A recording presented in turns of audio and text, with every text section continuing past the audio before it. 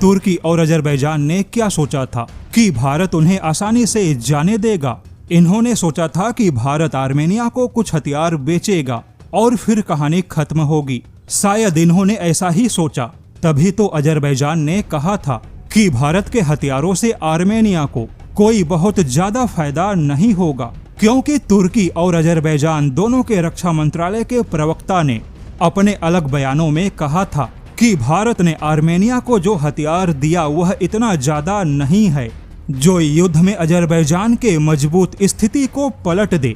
यानी अगर आसान तरीके से कहा जाए तो तुर्की और अजरबैजान का यह मानना है कि भारत ने आर्मेनिया को जो हथियार दिया वह तो बहुत ज्यादा नहीं है, वहीं खुद आर्मेनिया के पास भी बहुत ज्यादा हथियारों के खरीदारी की क्षमता नहीं है, क्योंकि आर्मेनिया का बजट बहुत ही कम है। ऐसे में अगर भारत से मिले हथियारों के स्टॉक खत्म हो गए तो फिर आर्मेनिया युद्ध में कैसे टिकेगा। तो अब यहाँ पर आपको बता दे, भारत और आर्मेनिया को लेकर एक ऐसा खुलासा हुआ जो कि तुर्की और अजरबैजान को सोने नहीं देगा।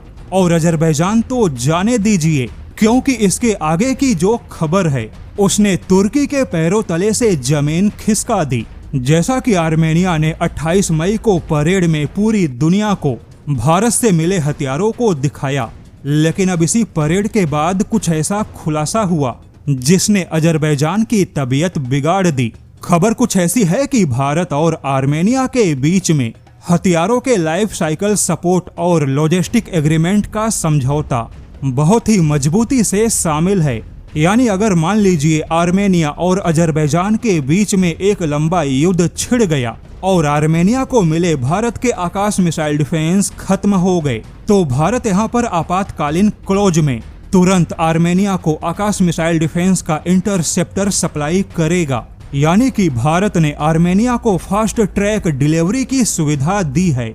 और सबसे जरूरी, भारत यहाँ पे हथियारों का सपोर्ट पहले भेजेगा और पैसों का हिसाब किताब बाद में होगा। यानी भारत ने आर्मेनिया को विशेष लाइन ऑफ क्रेडिट की सुविधा दी है।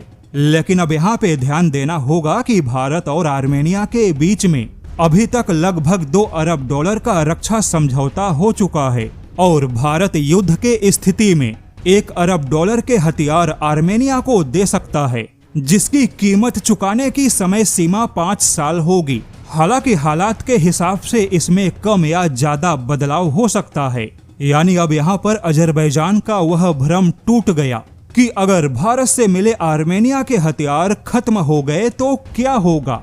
अब $2 अरब के हथियार पहले से ही मौजूद है, जबकि $1 अरब के हथियार आर्मेनिया के सपोर्ट में खड़े होंगे। और इतने बड़े हथियार तो निश्चित तौर पे किसी भी युद्ध में स्थिति को पलटने की क्षमता रखते हैं। लेकिन अब इसी खबर ने तुर्की के चिंता को भी बढ़ा दिया।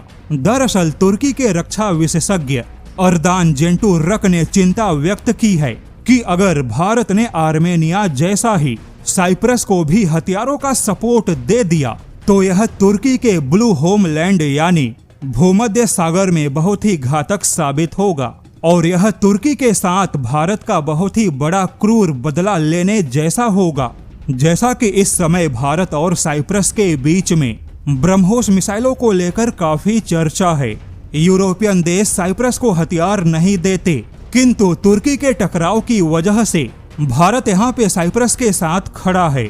वहीं भारत और साइप्रस के बीच में 5 साल का डिफेंस रोड मैप भी तैयार है।